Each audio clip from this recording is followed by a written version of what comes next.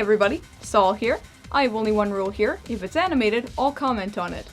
And I think it's safe to say that all of us have played with Legos at least once in our lives. And if you haven't played with Legos, you're either from a dimension where Legos don't exist, or you're a dirty goddamn liar. Well, whatever the case is, we all know that feeling we get when we play with Legos, right? The sweet snap of 2 blocks interlocking, the satisfaction of seeing a project come to life, stepping on a tiny Lego piece in your bare feet, bringing a pain so intense that it makes your toes curl up and explode off into space while you scream until your lungs liquefy. Yeah. Legos, man. You gotta love them. But you know what I love even more than Legos? Cartoons, obviously, and that's what you're here for today, isn't it? But I've got Legos on the mind, and, you know, I'd feel bad if I spent all day talking about that. You guys came here for animations, so I think what I'm gonna do to satisfy us both is I'm gonna talk about the Lego Movie. Okay? You alright with that? Better be. I do a lot for you guys, you know. Now then, the Lego Movie is a CG animated movie that is not stop motion animated, no matter how much it looks like it. Directed by Phil Lord and Christopher Miller, produced by Village Roadshow Pictures, and distributed by Warner Brothers Pictures. The movie premiered in 2014 to massive financial success and critical acclaim, despite not being nominated for an Academy Award, and causing a shortage of Lego products following the movie's release. Can you believe it? All that fuss over a tiny little plastic thing? But yeah, let's not waste any more time here. Let's find out what all that tiny interlocking fuss is all about with a good solid look at the Lego Movie. Holy shit, can it be that there is actually a movie about a pre-existing toy product that has a legitimate plot instead of just a thinly veiled advertisement for the product it's promoting? Turns out the answer is yes! But, well, I'm getting ahead of myself here. In the land of Lego, a man named Emmet is a regular, happy, nondescript construction worker who follows the instructions of life to a T, never making waves or leaving an impression on anyone. Until one day, he inadvertently stumbles upon the fabled piece of resistance, which, when placed upon a mysterious superweapon called the Kraggle, will save the world from being frozen in place forever. With the piece of resistance stuck to his back, Emmet must band together with the master builders and infiltrate the giant office tower of Lord Business, the one who desires to use the Kraggle on the entire universe to keep it perfectly in order, and stop his nefarious plan to unleash the Kraggle on Taco Tuesday. Oddly enough, that sequence of words I just said actually do make up a plot. And is it a good one? Yeah, I suppose it is. I can't say that the overall premise is strikingly original, but it gains a bit of new life in its presentation, as in when it's done with Legos. Even the lamest cliches become fun again when they're done with Legos. Talking about plot is fine and all that, though I want to talk about this guy right here, Emmet, a plain, ordinary, generic face-in-the-crowd construction worker who accidentally becomes the bearer of the piece of resistance after some hilarious hijinks ensue. Emmet is such a sweetie. I know I've gone on record saying that I hate sweetness, but it's not that I'm completely made of stone. Nah, this hero's all flesh and blood, just like the rest of you. Oh, and, evil dark energy, yeah, mustn't forget that.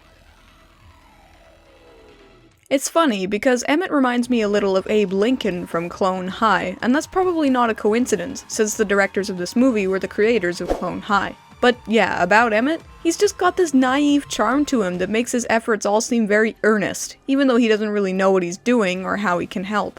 He's so naive that he doesn't even realize that nobody knows who he is at first, and I find that just heartbreaking. To bring this point all home, I'll say that Emmet is just a big sweetie, and one I can definitely get a taste for. Then you've got Wildstyle, a tough-as-nails master builder who searches for the piece of resistance. Once Emmet gets the piece instead of her, however, she follows him to the ends of the universe, hoping to put an end to Lord Business's plans.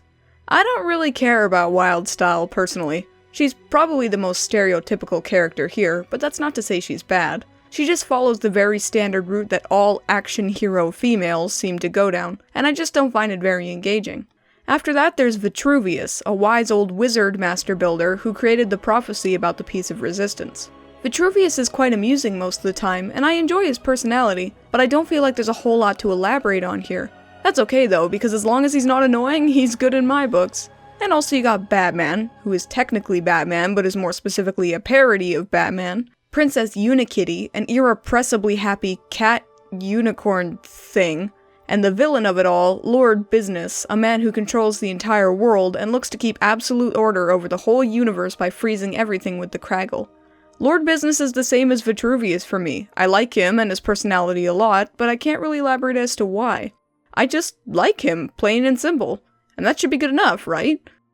That's definitely better than a lot of other movies can boast when I'm trying not to dig out my eardrums with a sharpened pencil. Now then, my big boy reviewer pants are on today, so let's talk about what makes this movie good. To start off with, do you like pop culture references? You do? Well then, hypothetical sir or ma'am, sit down right there and let me tell you a tale. This movie is basically just one gigantic-ass pop culture reference. Although unlike something like Family Guy, where they put aside time to recreate pop culture related stuff at length, this movie is just like, hey, it's Batman! He says this thing and it's funny because he would normally be all serious about it. It may sound like I'm knocking that brand of humor, but I'm not at all. At least not in this incarnation. Sometimes it's fun to just watch stuff you recognize trot about in front of you like a familiar show pony, as long as it's done with dignity and at least a hint of self-awareness, which this movie thankfully does. But even its non-pop culture related humor is quite good, and makes me laugh out loud more times than I care to admit, even though the majority of the comedy is just that sort of lol what random humor that probably won't stand the test of time. In addition to that, the sheer scope and scale of the movie is quite amazing, and its dedicated showcasing of its namesake product is completely up in your face the entire time, but thankfully is handled well and not done insultingly or too ham-fistedly. The LEGO product showcasing is woven into the narrative quite well for the most part, and is used for the sake of humor, and it's all executed expertly, I'd say. It's pretty damn effective too, because I went and bought a LEGO movie set right after I saw this movie. So, I guess you win, LEGO Company. You are definitely the better man. Getting back to the actual movie though, this whole thing just has this really intense energy to it, where stuff is just happening all the fucking time, and it gets you really psyched up to join in the fun. But that is kinda ruined by a certain something, which I guess I will talk about now. While the majority of the movie has an extreme passion and energy all throughout, there are some times where there's almost too much energy, especially during the action sequences. Half the time, I can't even tell what the fuck is going on like a badly drawn manga series, as it's all just a huge mess of lights, colors, movements, and quips. I can definitely understand why that kid blew chunks in the theater I was in when I saw this back in 2014. It certainly can have this nauseating effect to it if you're sensitive to that sort of thing. And on a related note, I have said before that I hate 3D gimmick movies, like Alpha and Omega and The Polar Express, and truth be told, this movie isn't nearly as bad as those movies in that regard, but there's no hiding that this film has a lot of those 3D gimmick shots. Nothing overly obnoxious, true, but it's still annoying enough to be worth mentioning. But I'm stalling for time now, aren't I? I'm just dragging this out so I don't have to talk about the all-time worst thing in this movie. But I probably should talk about it, so I guess I'm just gonna put a quick spoiler warning here. Okay, so then I would have to say that the absolute worst thing about this movie is its climax. And no, not the entire thing, just the live-action parts. These live-action parts basically make the entire adventure we've been on completely 100% pointless. It's pretty much as bad as saying the whole thing was a dream or a coma fantasy or something, and it almost ruins the entire movie for me. It just doesn't make any sense either. This kid must have the most hyperactive imagination in the entire goddamn universe and be faster at building shit than the Flash on mescaline, because the amount of stuff he builds in these sets is frankly ridiculous. There are so many problems I have with these live-action parts that I could almost fill an entire review with just them. But I'll save it. I'll just say that these parts just flat-out destroy the whole movie for me, and that's a damn shame, because it was pretty great up until then. The LEGO movie is what I like to call a theater movie. I know that sounds redundant, but stick with me here. A theater movie is something like The Simpsons movie, or Borat, where the experience is heightened much more when you're watching it in a theater with a bunch of people. But then you watch it by yourself, alone with your thoughts, you start to see some of the cracks in its fun-loving facade.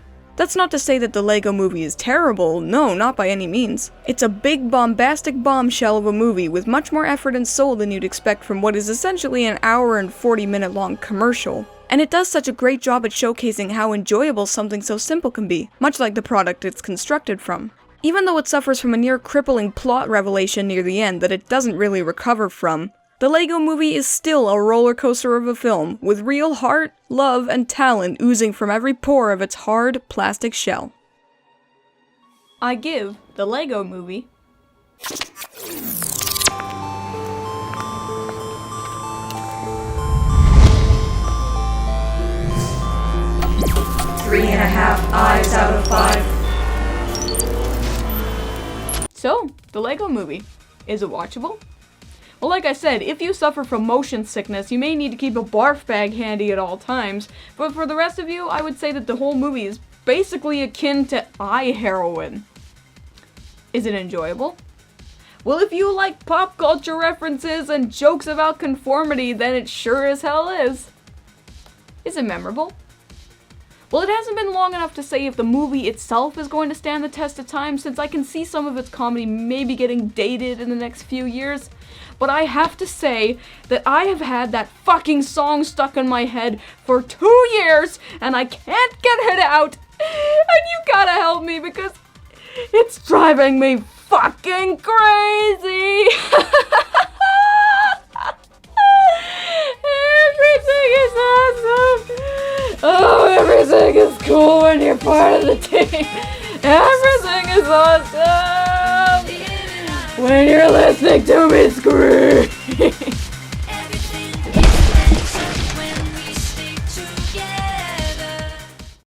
Because I went out and bought a Lego. Oh shit, you can barely see that.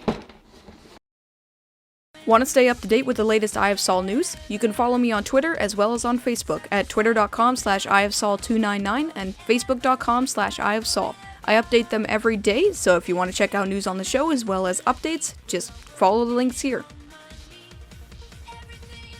Hey everybody, thanks for watching my review of the Lego Movie. I hope you enjoyed it. If you did enjoy it, I would appreciate a like, share, as well as a subscription to my channel because that makes me smile like you wouldn't even believe.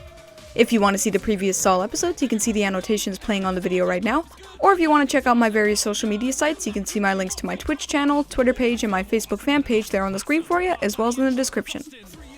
If you have an idea for an animated series or movie you want me to comment on, you can leave me a message in the YouTube comments, on any one of my social media sites, or just let me know in any way you can think of to let me know what you want to see, and I will add it to my list. Okay? Thanks again for watching everybody, and I will see you next week for a special review.